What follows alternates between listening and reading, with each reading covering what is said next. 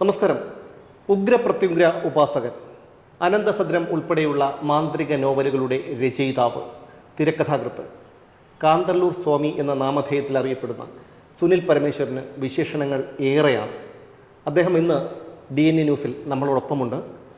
സമീപകാലത്തുണ്ടായ ചില വിഷയങ്ങൾ, അതേക്കുറിച്ച് അദ്ദേഹത്തിന് പ്രേക്ഷകരോട് പറയാനുണ്ട്. നമുക്കറിയേണ്ട പലതും നമുക്ക് സുനിൽ പരമേശ്വരൻ സ്വാമിയോട് ചോദിച്ച് മനസ്സിലാക്കാം. നമസ്കാരം സ്വാമി. നമസ്കാരം. ഈ അടുത്ത കാലത്തായി ചില ക്രൂരമായ കൊലപാതകങ്ങൾ നമ്മുടെ നാട്ടിൽ നടക്കുന്നുണ്ട്. അതിലേറ്റവും അടുത്ത് നടന്നൊരു സംഭവം നമ്മുടെ തലസ്ഥാന നഗരത്തിൽ തന്നെ ശ്രീകാര്യത്ത് ഒരു വീട്ടമ്മ, കഠിനംകുളത്ത് ഒരു വീട്ടമ്മ കൊല്ലപ്പെട്ടതാണ്. അവരെ കൊലപ്പെടുത്തിയത് കാമുകനാണ്. എന്തുകൊണ്ടാണ് വീട്ടമ്മമാർ ഇത്തരം ബന്ധങ്ങളിലേക്ക് ചാടുന്നതും ഇത്തരത്തിലുള്ള ക്രൂരമായ കൊലപാതകങ്ങൾ അതൊരു ദുരന്ത പര്യവസാനിയായി തീരുന്നതും? അത് നമ്മുടെ കലിയുഗത്തിൽ ഇത്തരത്തിലൊക്കെ സംഭവിച്ചില്ലെങ്കിലേ ഉള്ളൂ അത്ഭുതം. നമ്മളിപ്പോൾ കുണ്ടറയിൽ അമ്മ മകനെ കല്യാണം കഴിച്ചു. കുണ്ടറയിൽ അച്ഛൻ മകളെ ഗർഭം ധരിപ്പിച്ചു. സഹോദരൻ സഹോദരിയുമായിട്ടുള്ള രഹസ്യബന്ധം, ശാരീരിക ബന്ധം, ഇതെല്ലാം തന്നെ ഇവിടെ നടന്നുകൊണ്ടിരിക്കണം. കലിയുഗമാണ്. ഇതെല്ലാം സംഭവിച്ചേ പറ്റൂ. ഇതെല്ലാം നമ്മൾ പത്രവാർത്തകളിലൂടെ അല്ലാതെ തന്നെ എന്നെ നിത്യം കാണാൻ വരുന്ന ആൾക്കാരുടെ മനോദുഃഖങ്ങൾ, മനോവ്യഥകളൊക്കെ നമ്മൾ കേൾക്കുമ്പോൾ നമുക്ക് മറുപടിയൊന്നുമില്ല. വളരെ ദയനീയമായ ഒരു അവസ്ഥയിലേക്കാണ് നമ്മുടെ സാംസ്കാരിക കേരളം പോകുന്നത്. പണവും മയക്കുമരുന്നും ഒക്കെ ആയിട്ട് ഒരു നല്ല ശതമാനം മാതാപിതാക്കൾക്കും മനസ്സമാധാനമില്ല. പെൺകുട്ടികളാണെങ്കിലും ആൺകുട്ടികളായാലും സമയം തെറ്റി വീട്ടിൽ വരിക. എത്രയോ മാതാപിതാക്കളെ വിളിക്കുന്ന സ്വാമി, ഇതൊന്നും നമുക്ക് പരിഹാരമില്ല. നമ്മളൊരു കാര്യം മനസ്സിലാക്കേണ്ടത്, കലിയുഗത്തിൽ പൂജകൾക്ക് 1/6 പരിഹാരമേ ഉള്ളൂ. ബാക്കി പരിഹാരങ്ങളില്ല. പൂജ എന്ന് പറയുന്നത് ഞാൻ പലപ്പോഴും പറഞ്ഞിട്ടുള്ളതാണ്, പൂർണ്ണതയിലേക്കുള്ള യാത്രയാണ്. പിന്നെ ഇത് ഒരു തൊഴിലിൻ്റെ ഭാഗമായി മാറി. ഇപ്പം ഞാൻ പൂജ ചെയ്യുന്ന ആളാണ്, ഞാൻ ഹോമം ചെയ്യുന്ന ആളാണ്, ഉഗ്രമൂർത്തിയായിട്ടുള്ള ഉഗ്രപ്രത്യഗ്രതയെ ഉപാസിച്ച് ചെയ്യുന്ന ആളാണ്. ഇവിടെ പലരെയും ഞാൻ കുറ്റപ്പെടുത്താനൊന്നും തയ്യാറില്ല. കാരണം അതൊക്കെ ഇത് ജോലിയുടെ ഭാഗമാണ്. പൂജ എന്ന് പറയുന്ന ജോലിയുടെ ഭാഗമായിട്ട് മാറി. അവിടെയാണ് ഈ അന്ധവിശ്വാസങ്ങൾ വളർന്നത്. ഇപ്പം ഇവിടെ നമ്മൾ മേനംകുളത്ത് നടന്ന സംഭവം എന്താണ്? വീടിൻ്റെ മുമ്പിലുള്ള ക്ഷേത്രത്തിലെ പൂജാരിയാണ് ഭർത്താവ്. ഒരു മകനുണ്ട്. ഈ പൂജാരി വിഗ്രഹങ്ങളുടെ പൂജിക്കാനായിട്ട് പോകുമ്പോൾ മൊബൈലിലൂടെ പരിചയപ്പെട്ട കാമുകൻ മതിൽക്കെട്ട് ചാടി അകത്തേക്ക് വരും. ഇത് എത്രയോ കാലത്ത്, ഇത് ഒന്നല്ല, ഇത് ഞാൻ ഒരുപാട് വിഷയങ്ങളെ ഞാൻ ചുരുക്കുക നമ്മുടെ ഈ മീഡിയയിലെ. നമ്മൾ വീട്ടമ്മമാർ വളരെ വളരെ ശ്രദ്ധിച്ചില്ലെങ്കിൽ അവരുടെ ജീവൻ തന്നെ അപകടത്തിലാവും. ഈ വിഷയം നടന്നതിന് ശേഷം ഒരു 3-4 പേര് വീട്ടമ്മമാരെങ്കിലും ഇതിൽ നിന്ന് രക്ഷപ്പെടാനുള്ള അവസ്ഥ നോക്കി. ഇതിങ്ങനെ സ്വാമി, ഇതിൽ നിന്ന് എങ്ങനെയാണ് രക്ഷപ്പെടാൻ പറ്റുക? കാരണം അവർക്ക് ഭയമാണ്. കാരണം 40 വയസ്സുള്ള ഒരു സ്ത്രീക്ക് 25 വയസ്സിന് താഴെയുള്ള വിദ്യാഭ്യാസമുള്ള ലഹരി ഉപയോഗിക്കുന്ന പയ്യനാണ് കാമുകൻ. അതെ. ഭർത്താവെന്ന് പറയുന്ന ആൾ ഭാര്യയെ സംരക്ഷിക്കാനായിട്ട്, കുട്ടികളെ സംരക്ഷിക്കാനായിട്ട് തൊഴിലിന് പോകുമ്പോൾ ഇവർക്ക് കിട്ടുന്നൊരു സമയമുണ്ട്. ഇല്ലെങ്കിൽ ഭാര്യയുടെ മാനസികാവസ്ഥയ്ക്ക് അനുസരിച്ച് ഉയരാത്ത ഭർത്താവായിരിക്കും. ഭർത്താവ് തൻ്റെ ഇഷ്ടാനിഷ്ടങ്ങളെ, അത് ഏതാണെങ്കിലും അറിയാത്ത ഒരു സ്ഥലത്തേക്ക് മറ്റൊരുത്തം നുഴഞ്ഞു കയറും. ഈ ബന്ധം, പിന്നെ ലഹരി ഉപയോഗിക്കുന്ന ആളാണെങ്കിൽ 100% ഇത് പോയി നിൽക്കുന്ന വേറൊരു സ്ഥലത്തിലാണ്. ഞാനിത്, എനിക്ക് മറുപടിയില്ല പലരോടും പറയാൻ. വളരെ ദയനീയമാണ്. അഹിതമല്ലാത്ത ബന്ധങ്ങൾ നിലനിർത്തിക്കൊണ്ടു പോയാൽ, അതിനൊരു അകലം പാലിച്ചില്ലെങ്കിൽ വളരെ ബുദ്ധിമുട്ടാണ്. അടുത്ത കാലത്ത് ഒരു അച്ഛനും അമ്മയും കൂടെ എൻ്റെ അടുത്ത് വന്നിരുന്നു. അവരൊരു പ്രത്യേക തലത്തിലുള്ള എന്തോ ഒരു വിശ്വാസ പ്രമാണത്തിൻ്റെ പേരിൽ സഹോദരിയും സഹോദരനും തമ്മിൽ ഒരുമിച്ചാണ് ഒരു മുറി താമസിക്കുന്നത്. ആ തകർന്ന അദ്ദേഹം കരയുവാണ്. ഒരു പോലീസ് പരാതികൾക്കൊന്നും ചെയ്യാൻ പറ്റില്ല. കാരണം നമ്മുടെ നിയമവ്യവസ്ഥ അനുസരിച്ച് ഇതൊക്കെ മാറിപ്പോയി. ഒരു കുട്ടിയെ വളർത്തണമെങ്കിൽ കുട്ടിയുടെ ഇഷ്ടാനിഷ്ടങ്ങളുണ്ട്. എൻജിനീയറിങ്ങിന് പഠിക്കുന്ന ഒരു പയ്യൻ നന്നായിട്ട് മാർക്ക് വാങ്ങിച്ചിട്ടുള്ള പയ്യൻ. കുറേ കഴിഞ്ഞ് അവൻ വേറൊരു ഗ്രൂപ്പിലൊക്കെ പെട്ട് പഠിത്തമില്ല. ആ കഷ്ടപ്പെട്ട് വളർത്തുന്ന മാതാപിതാക്കളുടെ ദുഃഖമാണ്. അപ്പം ഞാൻ ഈ എന്തിനാണ് ഈ വീട്ടിൽ ഇപ്പോൾ ഫലം പറയാത്തതിന് കാരണം എന്ന് പറഞ്ഞാൽ ഈ കണ്ണീരാണ് നമ്മൾ കാണുന്നത്. പരിഹാരങ്ങളില്ല, പരിഹാരം വളരെ കുറച്ചേ ഉള്ളൂ. പിന്നെ അന്ധവിശ്വാസമുള്ളത്. ഇപ്പോൾ കഴിഞ്ഞ ദിവസം വന്നൊരു കുട്ടിയുടെ ഒരു വിഷയമാണ്. ആ കുട്ടിക്ക് മെൻ്റലി ഒരു പ്രശ്നമുണ്ട്. അതിന് പൂജ പരിഹാരം അവരെത്രയോ ലക്ഷങ്ങളാണ്. ഈ അടുത്ത കാലത്ത് എവിടെയുള്ള ഒരു സ്ത്രീയെ പോയി കണ്ട് അവർ മന്ത്രവാദവും പൂജയൊക്കെ ചെയ്ത് അവർ പറയുവാണ്. യഥാർത്ഥത്തിൽ ആ കുട്ടി വിധി അനുസരിച്ച്, പൂർവ്വജന്മം അനുസരിച്ച് ആ കുട്ടിക്ക് ഇതിന് പരിഹാരമില്ല. ഇത് നമ്മൾ അനുഭവിക്കാനുള്ളതാണ്. അതായത് ഇത്തരം പ്രശ്നങ്ങൾ മുജ്ജന്മ പാപത്തിന്റെ ഫലമായിട്ട് ഉണ്ടാകുന്നതാണ് അദ്ദേഹം താങ്കൾ അല്ല, അങ്ങനെയാണ്. നമുക്ക് നമ്മളെ മക്കളെയോ അനുഭവിക്കാൻ വിധിയുണ്ടെങ്കിൽ മാത്രമേ നമുക്കത് അനുഭവിക്കാൻ പറ്റൂ. അത് പൂജ കൊണ്ട് പരിഹരിക്കപ്പെടില്ല. അപ്പോൾ ഇതിനൊരു ഒരു പരിഹാരവും യാതൊരു പരിഹാരവും ഇല്ലെന്നാണോ? വിധിയെ നമുക്ക് മറികടന്ന് പോകാൻ പറ്റില്ല. അത് വിധിയാണ്. ആ അക്ഷരത്തിന് വളരെ മൂല്യമുണ്ട്. ഇവിടെ ഇത് ഈ ഇതിനെ പറയുന്നതുകൊണ്ട് ഒരുപാട് വിഷയങ്ങളുണ്ട്. പക്ഷേ എന്നെ സംബന്ധിച്ചിടത്തോളം ഈ ആൾക്കാരുടെ വിശ്വാസങ്ങളെ 24 മണിക്കൂറും ക്ഷേത്രങ്ങളിൽ മാത്രം അഭയം പ്രാപിച്ച്, പിന്നെ ഇല്ലെങ്കിൽ ഇത്തരം പൂജാരിമാരെ അഭയം പ്രാപിച്ച്, എൻ്റെ അടുത്ത് പലരും പറഞ്ഞ സ്വാമി പൈസ പ്രശ്നമില്ല, എങ്ങനെയെങ്കിലും ഞങ്ങൾ ഉണ്ടാക്കി തരും. പരിഹാരമില്ല. സ്വാമി എന്ത് ചോദിച്ചാലും പരിഹാരമില്ല എന്നാണ് പറയുന്നത്. പരിഹാരം ഉണ്ടായാലല്ലേ പറ്റൂ. പരിഹാരം ശത്രു സംഹാരത്തിനുണ്ട്. ഒരാളെ കൊല്ലാൻ തീരുമാനിച്ചാൽ ഒരു ദോഷവും ചെയ്യാത്ത, ഇപ്പം എൻ്റെ കൂടെ വിശ്വസ്തനായ ഒരാൾ നിൽക്കുക, നമ്മൾ വിശ്വസിച്ച് എല്ലാ കാര്യങ്ങളും അയാളെ ഏൽപ്പിക്കുക, പറയും. മനസ്സ് തുറന്ന് പറയാൻ പറ്റുന്ന ഒരാളുണ്ടല്ലോ. നാളെ ഇയാൾ ഒരു സ്വാർത്ഥ താല്പര്യത്തിന് വേണ്ടിയിട്ട് നമ്മളെ ചതിക്കും എന്നാണ് കലിയുഗം പറയുന്നത്. കലിയുഗത്തിൽ ചതിച്ചേ പറ്റൂ. അന്നം കൊടുത്തവനും വസ്ത്രം കൊടുത്തവനും ചതിച്ചില്ലെങ്കിൽ കലിയുഗത്തിന് പ്രസക്തിയില്ല. അതൊരു നിയോഗം തന്നെ. അതുകൊണ്ടാണ് ഞാൻ അശ്വത്ഥമാവ നോവൽ എഴുതിയത്. ഞാൻ എഴുതുന്ന ആളല്ലേ. ഞാനീ പറയുന്ന പലതും നിങ്ങൾ സമൂഹത്തിൽ നിങ്ങൾ വളരെ ശ്രദ്ധിച്ചില്ലെങ്കിൽ,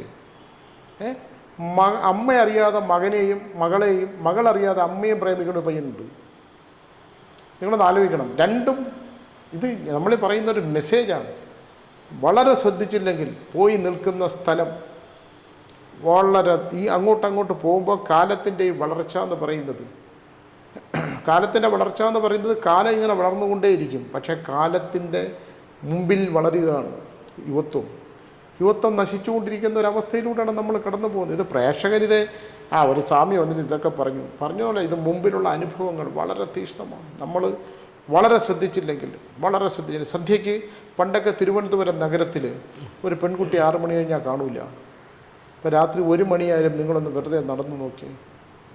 അല്ല, നമ്മൾ അതേക്കുറിച്ച് പറയാൻ പാടില്ല. പറഞ്ഞു കഴിഞ്ഞാൽ അത് സ്ത്രീത്വത്തെ അപമാനിക്കുന്നതായി പോകും. അതായത് നിയമം അങ്ങനെ മാറി. ഞാൻ പറഞ്ഞു വന്നത് അപ്പം അത് ഇവിടെയുള്ള കുട്ടികളാവണം. യഥാർത്ഥത്തിൽ അവരുടെ മാതാപിതാക്കൾ വേറെ ഏതെങ്കിലും ജില്ലയിലായിരിക്കും. കുട്ടിയെ തിരുവനന്തപുരത്ത് പഠിക്കാൻ പറ്റും, അല്ലെങ്കിൽ ബാംഗ്ലൂരിൽ പഠിക്കാൻ പറ്റും. ഞാൻ പറയുന്നത് ദുരന്തമായിട്ടുള്ള ഒരവസ്ഥയാണ്.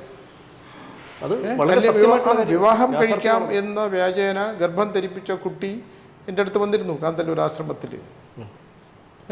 അപ്പം ഞാൻ നോക്കണം, പുറത്ത് നിൽക്കുന്നതാരാ? അത് അവൻ്റെ കൂട്ടുകാരൻ. ഈ ഗർഭത്തോടു കൂടി അവന് കല്യാണം കഴിക്കാമെന്ന് പറഞ്ഞു സ്വാമി. അപ്പോൾ ഒരു കൂട്ടുകാരൻ, നിന്നെ ഞാൻ രക്ഷിക്കാം, അവൻ നിന്നെ ചതിച്ചു, ഞാൻ നിന്നെ വിവാഹം കഴിക്കാം, അതുകൊണ്ട് എൻ്റെ കൂട്ടത്തിൽ. അപ്പം നമ്മൾ ഒരിക്കലും കേൾക്കാനോ അറിയാനോ പാടില്ലാത്ത ഒരു ലോകത്തിലൂടെയാണ് നമ്മൾ സഞ്ചരിക്കുന്നത്. ഒന്നിനെയും വിശ്വസിക്കാൻ പറ്റാത്തൊരവസ്ഥയിലൂടെ നമ്മൾ കടന്നു പോവുക. ഇപ്പോൾ ഇലക്ട്രോണിക്സ് മീഡിയ വളരെ അഡ്വാൻസ്ഡായി. അതുകൊണ്ട് കുറേ കാര്യങ്ങൾ പുറത്തു വരുന്നു. നമ്മളൊരു കാര്യം ആലോചിക്കണം. മേനംകുളത്ത് പൂജാരിയായ ഭർത്താവ്, അദ്ദേഹം ദൈവവിഗ്രഹത്തെ പൂജിക്കുന്ന ആളാണ്. അദ്ദേഹത്തിൻ്റെ വീട്ടിലെ വിഷയം തിരിച്ചറിയാൻ പറ്റിയില്ല, ഭാര്യയുടെ മനസ്സറിയാൻ പറ്റിയില്ല. പക്ഷേ എങ്ങനെ പുരുഷൻ മാത്രം കുറ്റക്കാരനാകൂ? അല്ല, പുരുഷൻ എന്ത് ചെയ്താലും ഒരു വീട്ടിൻ്റെ ഗൃഹനാഥൻ എന്ന് പറയുന്ന ഒരാളുണ്ട്. ഗൃഹനാഥൻ ഗൃഹനായികയുമായിട്ടുള്ള ബന്ധത്തിന് എവിടെയാണോ അകൽച്ച ഉണ്ടാകുന്നത് അവിടെയാണ് മറ്റൊരാൾ കയറുള്ളൂ. നമ്മൾ വിഗ്രഹത്തെ പൂജിച്ചിട്ട് കാര്യമില്ല, നമ്മൾ 1000 ആൾക്കാരുടെ ഫലങ്ങൾ പറഞ്ഞിട്ടും കാര്യമില്ല, കുറേ പണം ഉണ്ടാക്കിയിട്ടും കാര്യമില്ല. സമാധാനവും ശാന്തിയും സ്വസ്ഥതയും ഉണ്ടാകാനായിട്ട് എന്ത് മാർഗമാണ് നമ്മൾ സ്വീകരിക്കേണ്ടതെന്നുള്ള ചെറുപ്പക്കാർ, ഭർത്താക്കന്മാർ ഇതൊക്കെ ചിന്തിച്ചില്ലെങ്കിൽ ഞാനിത് പറയാനുള്ള എൻ്റെ പ്രധാന കാരണം ഇത് എൻ്റെ അനുഭവങ്ങളാണ് ഞാനീ പറയുന്നത്. അത് പറയാൻ എനിക്കിഷ്ടമുള്ളൂ. ഫോർമുലകളോ അല്ലെങ്കിൽ വേദങ്ങളോ ഉപനിഷത്തുകളോ ഒന്നുമല്ല പറയേണ്ടത്. എൻ്റെ അടുക്കലേക്ക് വരുന്ന ആൾക്കാർ അനുഭവിക്കുന്ന മാനസിക സംഘർഷങ്ങളുടെ ഒരു അവസ്ഥയാണ് ഞാൻ പറയുന്നത്, വളരെ ശ്രദ്ധിച്ചില്ലെങ്കിൽ. പക്ഷേ അപ്പോഴും മറ്റൊരു കാര്യം, ഈ ലൈംഗികത എന്ന് പറയുന്നത് അടക്കി വയ്ക്കാൻ കഴിയുന്ന ഒന്നല്ല. അങ്ങനെ വരുമ്പോൾ ഈ ഒരു ലൈംഗികാസക്തി ശമിപ്പിക്കാൻ വേണ്ടിയിട്ട് ആണല്ലോ ഈ സ്ത്രീകൾ മറ്റ് അവരെക്കാൾ പ്രായം കുറഞ്ഞ പുരുഷന്മാരെ തേടി പോകുന്നത്. ഞാൻ പറയുന്നത് അതിനൊരു പരിഹാരം എന്താണ്? അല്ല, പരിഹാരമില്ല. ഇത് നമ്മൾ ഈ കാലം തുടങ്ങി ആദവും അവയും തുടങ്ങിയതാണിത്. ആദവും അവയും പരസ്പരം ഇഷ്ടപ്പെട്ട് സ്നേഹിച്ച് കാമാസക്തി ഉണർത്തിയെടുക്കാനുള്ള ഒരാൾ ഇടയ്ക്ക് വന്നു, ഒരു മനുഷ്യരായിട്ട് ഭൂമിയിൽ അവതരിച്ച് മനുഷ്യജന്മം ഉണ്ടായത്. അപ്പം കാമാസക്തിയിൽ തന്നെയാണ് സൃഷ്ടി തുടങ്ങുന്നത്. അത് മനുഷ്യരിൽ മാത്രമല്ല, സകല ജീവജാലങ്ങളിലും മൃഗങ്ങളിലും എല്ലാം ഉണ്ട്. ഞാൻ ചോദിക്കുന്നത്, ഒരു ഉറുമ്പ് ഇണചേരുന്നത് എങ്ങനെയാണ്? ഉറുമ്പിന് ആരെങ്കിലും ഇണചേരാൻ പറഞ്ഞു കൊടുത്തു? ഇല്ല. ചിലന്തി എന്താണ്? ചിലന്തി ഇണചേർന്ന് മറ്റേ ഭക്ഷിച്ചു കളയും. ഇത്തരത്തിലുള്ള ഒരവസ്ഥ ഇത് നമ്മുടെ ഈ പുരാണങ്ങളിൽ എടുത്താലും എല്ലാം അങ്ങനെയാണ്. അത് മനുഷ്യൻ്റെ അടിസ്ഥാനപരമായിട്ടുള്ള വികാരങ്ങൾ പങ്കുവയ്ക്കുക എന്നുള്ളതും ആ വികാരങ്ങളെ വിചാരങ്ങളാക്കി മാറ്റിയിട്ട് ആ വിചാരങ്ങളെ പൂർത്തീകരിക്കാനായിട്ട് പോകുമ്പോഴാണ് ഈ വിഷയം ഉണ്ടാവുന്നത്. അപ്പം അതേസമയം നമ്മൾ ആലോചിക്കണം, ചെറുപ്രായത്തിൽ വിധവകളായിട്ടുള്ള എത്രയോ സ്ത്രീകളുണ്ട്. അവരെല്ലാം മറന്ന്, എനിക്കറിയാം പെരുമൺ തീവണ്ടി അപകടത്തിൽ മരിച്ച ഒരു സ്ത്രീ, അവർ അതിസുന്ദരിയായൊരു സ്ത്രീയായിരുന്നു. അവർ ഈ അടുത്ത കാലത്ത് ഞാൻ കണ്ടപ്പോൾ ഞാനിത് പറഞ്ഞിട്ടുള്ളതാണ്. അവർ വാർദ്ധയ്ക്ക് അകാലം നേരെ വാർദ്ധിച്ച് മകൾ 2 മക്കളുണ്ടായിരുന്ന കെട്ടിച്ചൊക്കെ അയച്ചിട്ട് അവർ അമ്പലത്തിൽ പോലും പോകില്ല. അവർ ആ വിധി സ്വീകരിച്ചുകൊണ്ട് ജീവിക്കുന്നത്. അവർക്കില്ലേ വികാരങ്ങൾ? അവർക്കുണ്ടായിരുന്നില്ലേ സ്വപ്നങ്ങൾ? ഭർത്താവിനെ എനിക്കറിയാവുന്നതാണ്. 2 പേരും അദ്ദേഹം എറണാകുളത്ത് പോയി തിരിച്ചു വരുമ്പോൾ പെരുമൺ തീവണ്ടിയിടത്ത് മരിച്ചു. അപ്പോൾ ഇത് അടക്കേണ്ടതിനെയെല്ലാം അടക്കുകയും അടക്കാൻ സാധിക്കാത്തതിനെ പ്രപഞ്ചത്തിലേക്ക് ലയിപ്പിക്കുക എന്ന് പറഞ്ഞാൽ പൂർണ്ണതയിലേക്ക് എത്താൻ പറ്റാത്തതിനെയൊക്കെ തന്നെ ഭക്തിയിൽ ലയിപ്പിച്ച് ലളിത സഹസ്രനാമം വായിച്ച് ജീവിതം കൊടുക്കണ എത്രയോ പേരുണ്ട് ജീവിതം കഴിച്ചു പോകുന്നത്. അപ്പോൾ ഈ മനുഷ്യൻ്റെ ചിന്താധാരകൾ, അവൻ്റെ ഭക്ഷണ രീതി, മനുഷ്യൻ്റെ ഭക്ഷണ രീതി കണ്ടാൽ ഇപ്പോൾ ഉണ്ടാകുന്ന ഈ വെസ്റ്റേൺ കൺട്രീസിലുണ്ടാകുന്ന ഭക്ഷണ രീതികൾ മുഴുവൻ മനുഷ്യൻ്റെ ലൈംഗികത ഉത്തേജിപ്പിക്കുന്ന ഒന്നാണ്.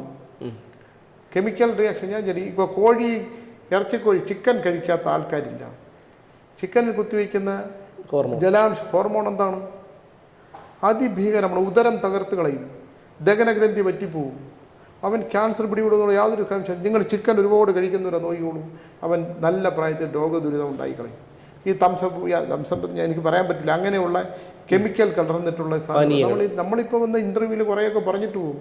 പക്ഷെ മനുഷ്യനെ തകർക്കുന്ന ഒരു വലിയ വ്യവസായം ഈ സമൂഹത്തിൽ മദ്യം കഴിക്കുന്നതിനേക്കാൾ എത്രയോ വലുതാണ്. ലിവർ കംപ്ലൈൻറ്റ് ഏറ്റവും കൂടുതൽ ഉണ്ടാകുന്നതാണ്, ഹാർട്ടിന് ബ്ലോക്ക് ഉണ്ടാകും. എന്താണ്? ഈ ചിക്കൻ ഇല്ലാതെ മനുഷ്യനൊന്നും കഴിക്കില്ല. ആ എണ്ണ ഒരേ കണക്ക്. കോളിഫ്ലവർ കഴിക്കണമെങ്കിൽ കോളിഫ്ലവർ വെള്ളത്തിലിട്ട്, അത് കംപ്ലീറ്റ് വിഷാംശമാണ്. കാരണം എനിക്ക് കാന്തല്ലൂർ എന്നറിയാം, കാന്തല്ലൂർ വിഷാംശം ഉണ്ടെന്നല്ല, അതൊക്കെ ഇപ്പോൾ കൃഷി അവിടെ പോയി. ഇത് വിഷാംശം അടിച്ചാണ് ഇത് കൊണ്ടുവരണേ. ഈ വിഷാംശത്തിന് പുഴുക്കളാവും. ഇതിനെ എടുത്ത് ചൂടുവെള്ളത്തിലിട്ട് ഈ പുഴുക്കളെ മുഴുവൻ കളഞ്ഞിട്ട് വേണം ഇതിനെ പെർഫെക്റ്റാക്കി എടുക്കുമ്പോൾ ഒരു വലിപ്പമുള്ള ഈ കോളിഫ്ലവർ ഇത് ഇത്രേ കാണുള്ളൂ. അതിൻ്റെ ഇവിടെ അതൊന്നും ഇല്ലല്ലോ. വെള്ളത്തിൽ മുക്കി മുറിച്ചിട്ട് കൊടുക്കുമ്പോൾ ഉണ്ടാകുന്ന ഈ മനുഷ്യൻ്റെ കംപ്ലീറ്റ് തകർന്നു പോകും. അവൻ്റെ ഉദരം മാത്രം, ഉദരം നശിച്ചാൽ ഈ ആഭിചാരം ചെയ്യുന്നവരാദ്യം നശിക്കുന്ന എന്താ? ദുർമന്ത്രവാദത്തിൽ ഏറ്റവും കൂടുതൽ ചെയ്യുന്ന ഉദരം നശിപ്പിച്ചു കളയും. ഉദരം നശിപ്പിക്കണ കണ്ടറിയാം. മന്ത്രവാദത്തിന് ശക്തി ഉണ്ടോ എന്ന് ചോദിച്ചാൽ ഞാൻ ആ വിഷയത്തിലോട്ട് അധികം അങ്ങോട്ട് കിടക്കുന്നില്ല. കാരണം രണ്ടും എനിക്ക് അറിയാവുന്നുള്ളത് കൊണ്ടാണ്, എനിക്ക് മനസ്സിലാക്കിയിട്ടുള്ളത് കൊണ്ട്. അത് വേറൊരു മേഖലയാണ്. ഇവിടെ ഇപ്പം അതേക്കുറിച്ച് നമുക്ക് അടുത്തൊരു ഇതിൽ പറയാം, അത് വിശദമായി സംസാരിക്കേണ്ടതുണ്ട്. നമുക്ക് വീണ്ടും ആദ്യത്തെ വിഷയത്തിലേക്ക് വരാം. അതായത് ഈ സ്ത്രീകൾ പക്ഷേ എല്ലാം നമുക്ക് ലൈംഗികാസക്തിയോടുകൂടിയാണ് മറ്റൊരാളെ സ്നേഹിക്കുന്നതെന്ന് പറയാൻ പറ്റില്ല. അങ്ങനെ ഒരു എഴുത്തുകാരനാണ്, ലോകം കണ്ടയാളാണ്. അതുകൊണ്ട് തന്നെ പ്രണയത്തിന് അത്തരം ബന്ധങ്ങളിൽ സ്ഥാനമില്ലെന്നാണ്. പ്രണയം എന്ന് പറയുന്നത് പ്രാണനിൽ നിന്ന് ഉത്ഭവിക്കുന്നതാണ് പ്രണയം. നമ്മുടെ പ്രാണൻ മറ്റൊരാളായിട്ട് പങ്കുവയ്ക്കുമ്പോൾ ഉണ്ടാകുന്ന പ്രണയത്തിൻ്റെത്, പ്രേമമെന്ന് പറയുന്ന കാമവും കൂടെ ചേർന്നതാണ്. ഇത് രണ്ടാണ്. ഇപ്പോൾ ഞാൻ ആരാച്ചാരുടെ മകളിൽ ഒരു നോവൽ എഴുതി, അതിനകത്ത് 2 പേരും തമ്മിൽ സിനിമയാവുന്നുണ്ട്. ഇപ്പോൾ 2 പേരും തമ്മിൽ കാണുന്നതേ ഇല്ല, അവർ കണ്ടു പിരിഞ്ഞു. എത്രയോ വർഷങ്ങൾ അവർ കാണാതിരുന്ന് കാണുമ്പോഴും ആ പ്രണയത്തിൻ്റെ ശക്തി നിലനിൽക്കും. യഥാർത്ഥ പ്രണയത്തിന് ശരീരത്തിൻ്റെ ആവശ്യമില്ല. പിന്നെ ശരീരം പോയി നിൽക്കുന്നത്, ഈ പ്രണയം പോയി നിൽക്കുന്ന ശരീരത്തിൽ തന്നെയാണ്. അതിനെ ഇണചേരണം എന്ന് പോലുമില്ല, ഇണചേരുന്ന അവസ്ഥകൾ ഉണ്ടായേക്കാം. ഞാൻ എഴുതുന്ന ആളായതുകൊണ്ട് ഞാൻ സംസാരിക്കുന്ന ആളാണ്. ഈ എൻ്റെ പല എഴുത്തുകളും തന്നെ എന്നെ കാണാൻ വരുന്നവരിൽ നിന്ന് ഞാൻ എടുക്കുന്നതാണ്. കാരണം കുറേയൊന്നും നമുക്ക് ജനം വിശ്വസിക്കത്തില്ല. ഇതുകൊണ്ട് അതുകൊണ്ട് ഇത് കാമാസക്തി മാത്രമല്ല, അവൻ്റെ മനസ്സിപ്പോൾ ഞാൻ ഏകാന്തനായിട്ട് കുറേ കാലം ജീവിച്ചതാണ്, ഏകനായിട്ട് 10-12 വർഷം ജീവിച്ചതാണ്.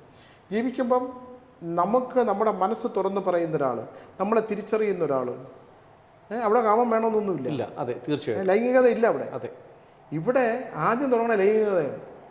ഇവിടെ തീർച്ചയായിട്ടും അതെ. കാരണം ലഹരി പദാർത്ഥങ്ങളിലും കാമാസക്തി. നമ്മളിപ്പോൾ കഴിഞ്ഞ ദിവസമൊക്കെ നമ്മൾ വീഡിയോയിൽ പറയാൻ ബുദ്ധിമുട്ടുള്ള ഒരുപാട് കാര്യങ്ങളുണ്ട്. ഇത് ഞാൻ പറയുന്നത് ഇവിടുത്തെ അച്ഛനമ്മമാരുടെ കയ്യിൽ നിന്ന് കുട്ടികൾ വിട്ടുപോയി, യുവത്വം വിട്ടുപോയി. ഇപ്പോൾ വാഹനങ്ങൾ അതൊരു ഭീകരമായ അവസ്ഥയിലേക്കല്ലേ ഇപ്പോൾ?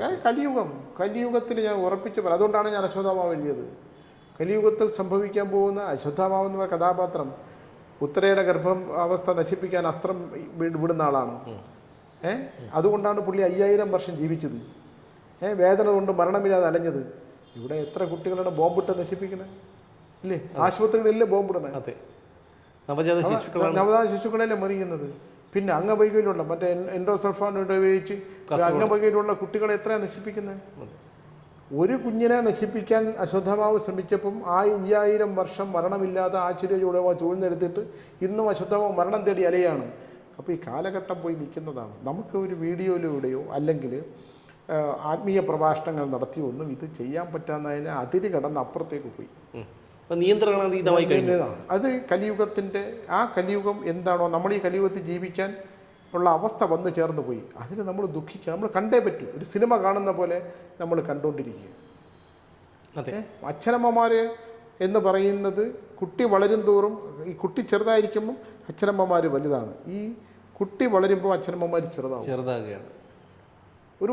ഒരുപാട് മാതാപിതാക്കളുടെ ദുഃഖം കാണുന്ന ഒരാളെന്നുള്ള നിലയിൽ എന്നെ സംബന്ധിച്ചിടത്തോളം ഞാൻ ഒരുപാട് യാത്രകൾ ചെയ്യുകയും ഈ ആത്മീയമായിട്ടുള്ള ഒരുപാട് കാര്യങ്ങൾ തിരിച്ചറിയുകയും ചെയ്തിട്ടുള്ള ആളാണ്. അതുകൊണ്ട് തന്നെ ക്ഷേത്രങ്ങൾ പലതും എടുത്താൽ തന്നെ ക്ഷേത്രങ്ങളിലും ആത്മീയാലയങ്ങളിലൊക്കെ തന്നെ ഉണ്ടാകുന്ന ഒരുപാട് അപച്യുതികളുണ്ട്.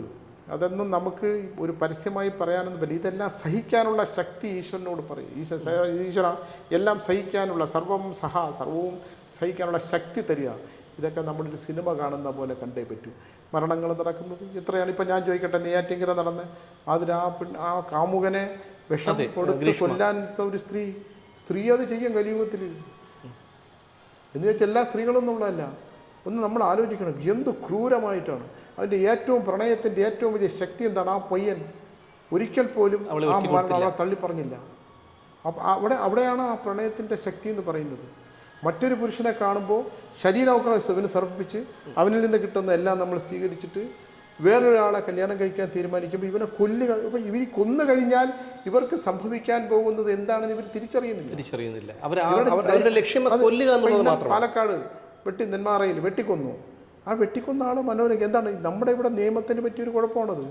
അയാളെ പിടിച്ച് ജയിലിടണം. എന്താ ഉത്തർപ്രദേശിൽ നമ്മൾ കണ്ടിട്ടില്ലേ? വെടിവെച്ച് പുള്ളി അവർ ഓടി രക്ഷപ്പെടാൻ ശ്രമിച്ചപ്പോൾ പോലീസുകാർ അറ്റാക്ക് ചെയ്തു. അല്ല, തീർച്ചയായിട്ടും അത് നമ്മുടെ നിയമ സംവിധാനത്തിൻ്റെ ഒരു പോരായ്മ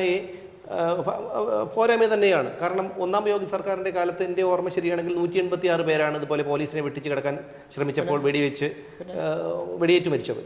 അതെന്താണെന്നുള്ള കാര്യം നമുക്കറിയാം. എന്തായാലും സ്വാമി പറഞ്ഞ കാര്യം, അതായത് നമ്മുടെ ഓഫീസിലേക്ക് പലരും ഓഫീസിലെ ഫോൺ നമ്പറിലേക്ക് വിളിക്കാറുണ്ട്.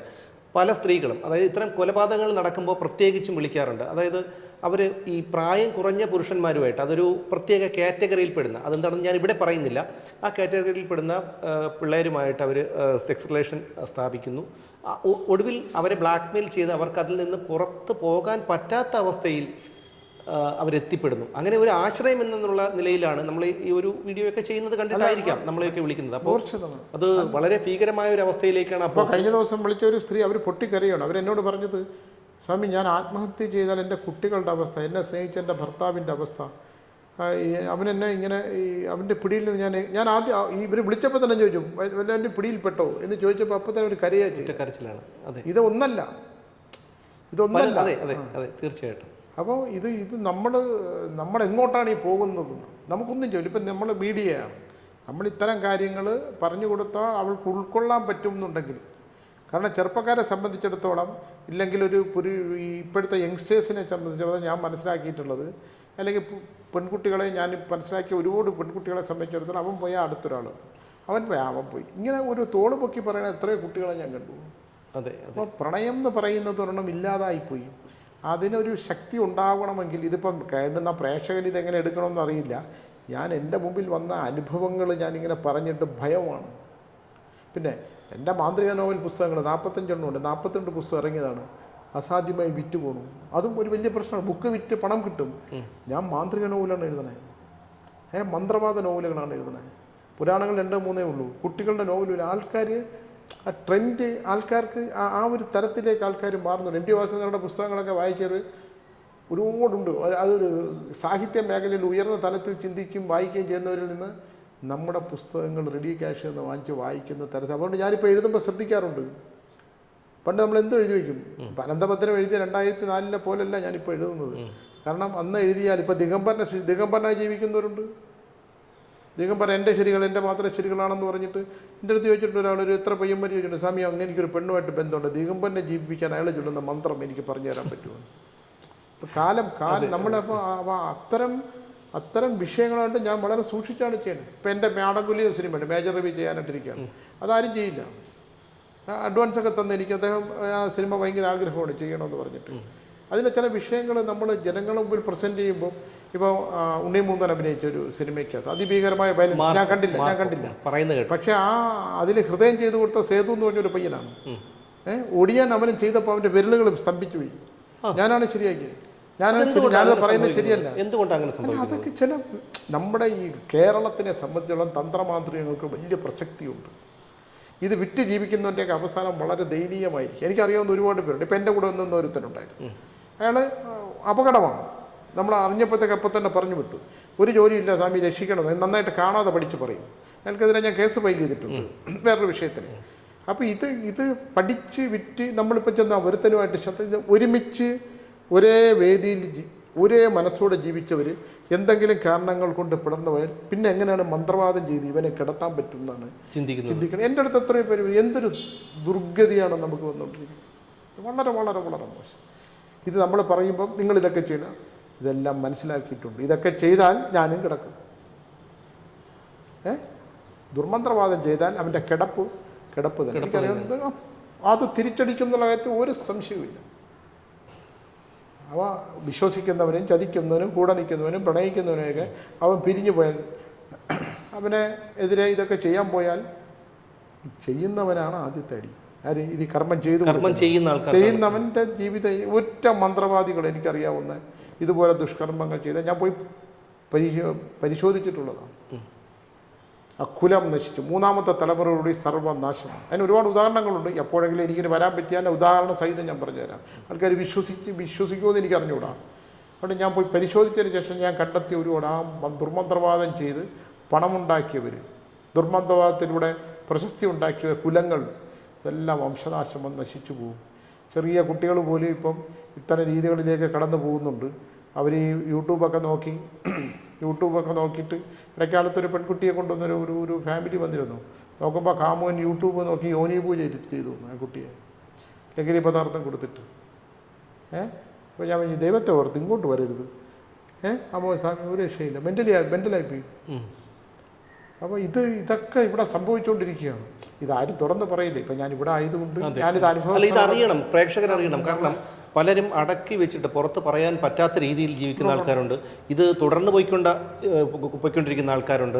പല അച്ഛനമ്മമാരും ഈ കുട്ടികളെ അവരുടെ വിശ്വാസം കൊണ്ട് അവർ പറഞ്ഞു കുട്ടികളെ നമ്മൾ പക്ഷേ പറയും എന്നെ ചില സ്വാമി കുട്ടികളില്ല, ഭാഗ്യവാൻ എന്നാ ഞാൻ പറയുന്നത്. അവർ അയ്യോ സ്വാമി അങ്ങനെ, നിങ്ങളെ കുട്ടികൾ നിങ്ങൾക്കില്ലല്ലോ, നിങ്ങളൊരു ഭാഗ്യവാനായ ദമ്പതികളാണ്. നിങ്ങൾ തന്നെ കുട്ടികളും നിങ്ങൾ തന്നെ മാതാപിതാക്കളും, നിങ്ങൾ സന്തോഷമായിട്ട് കഴിയും. നിങ്ങൾ ഞാൻ വളരെ റെയറായിട്ടാണ് കുട്ടികളെന്നാണ് അച്ഛനമ്മമാരനുസരിച്ച് സ്വാമി പറഞ്ഞ വളരെ എൻ്റെ അടുത്ത് കുറേ ആൺകുട്ടികളുണ്ട്. അവരൊക്കെ തന്നെ ഞാൻ പറയുന്നത് കേൾക്കും. കാരണം എനിക്ക് കുട്ടികളുടെ മനസ്സിലേക്ക് ഇറങ്ങിച്ചെല്ലാനുള്ള ഒരു മനസ്സ് എനിക്കുള്ളത്. എനിക്ക് അവരോട് സംസാരിക്കുന്നതൊക്കെയാണ് ഇഷ്ടം. അങ്ങനെ തലമുറ നമ്മളെ ഇന്ത്യയിൽ ഇല്ലാതായി പോവുകയാണ്. പണ്ട് പൊളിറ്റിക്സിൽ ഭയങ്കര താല്പര്യം ഉണ്ടായിരുന്നു കുട്ടികൾക്ക്. KSU SFI എന്നൊക്കെ പറഞ്ഞപ്പോൾ ഇപ്പോൾ അതൊക്കെ പോയില്ലോ. ആളില്ല. ഉണ്ടെങ്കിൽ തന്നെ അവരൊരിക്കലും ആ ഒരു പ്രത്യയശാസ്ത്രത്തിൽ വിശ്വസിച്ചുകൊണ്ടോ അല്ലെങ്കിൽ സമൂഹത്തിന് വേണ്ടിയോ അല്ല വരുന്നത്. അവനവൻ ചെയ്യുന്ന ഇത്തരം അവരുടെ ഒരു പ്രവൃത്തികളെ മറച്ചു പിടിക്കാനും അതിനൊരു താങ്ങാകാനും മാത്രമാണ് ഇന്ന് പലപ്പോഴും പറഞ്ഞു. പൊളിറ്റിക്സ് ഈ പോക്ക് പോവുകയാണെങ്കിൽ വളരെ ബുദ്ധിമുട്ടും. അത് വേറൊരു വിഷയമാണ്, നമുക്ക് എപ്പോഴെങ്കിലും അതിനെക്കുറിച്ച് സംസാരിക്കാം. കുട്ടികളിപ്പോൾ വിദേശത്തേക്ക്, അതെ അതെ, മാതാപിതാക്കളും വൃദ്ധന്മാരും എല്ലാം വിദേശത്തേക്ക് പറഞ്ഞു വിട്ടിട്ട് ആളില്ല. അവർ വിദേശത്ത് UK എന്നൊക്കെ ആൾക്കാർ രാവിലെയും വെളുപ്പിനെയും വിളിച്ച് കരയുവാണ്, നിലനിൽപ്പില്ല, റോഡ് സൈഡിൽ കിടക്കുവാണ്. ഇവിടുന്ന് മകൻ അവിടെ അമേരിക്കയിലാണ്, UK ഇപ്പം ട്രംപ് വന്നതിന് ശേഷം അമേരിക്ക എന്നൊക്കെ വലിയ പ്രശ്നമാണ്. ഇവിടെ നമ്മളിവിടെ നോക്കുമ്പോൾ ആ മകൻ അമേരിക്കയിൽ, അതൊക്കെ പണ്ട് ഓസ്ട്രേലിയയിലാണ്, UK എല്ലാം ഭീകരമായ അവസ്ഥയിലേക്ക്. നമ്മുടെ എൽഡൻസ് പഠിപ്പിക്കുന്ന IAS പഠിപ്പിക്കുന്ന ആൾക്കാരൊക്കെ അവിടെയൊക്കെ ട്യൂഷൻ സെൻ്റർ ജനക്കൂട്ടമാണ്, അച്ഛനമ്മമാരിരിക്കുന്ന മക്കൾ IAS കാരനൊക്കെ. അവനെ ആദ്യം മനുഷ്യത്വം പഠിപ്പിക്കൂ, അവനെ സ്നേഹിക്കാൻ പഠിപ്പിക്കൂ, അവൻ്റെ മുത്തച്ഛൻ്റെയും മുത്തച്ഛയുടെയും പേര് പറയാൻ പഠിപ്പിക്കൂ. അവരുടെ സ്വത്തും പണവും, മുത്തച്ഛൻ്റെ പേരെന്തോ, അതെന്ത് പറഞ്ഞു, അവരെവിടെയാണ്.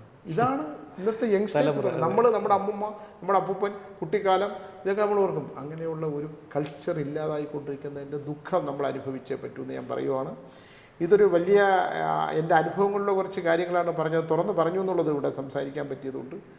അപ്പോൾ ഇത്തരം വിഷയങ്ങൾ പിന്നീട് എപ്പോഴെങ്കിലും നമ്മുടെ പ്രേക്ഷകർക്ക് വേണ്ടിയിട്ട് പറയാൻ എനിക്ക് ആഗ്രഹമുണ്ട്. കാരണം ഞാൻ പറയുന്നതൊന്നും ബുക്കുകളിൽ നിന്ന് വായിച്ചതല്ല, അനുഭവം.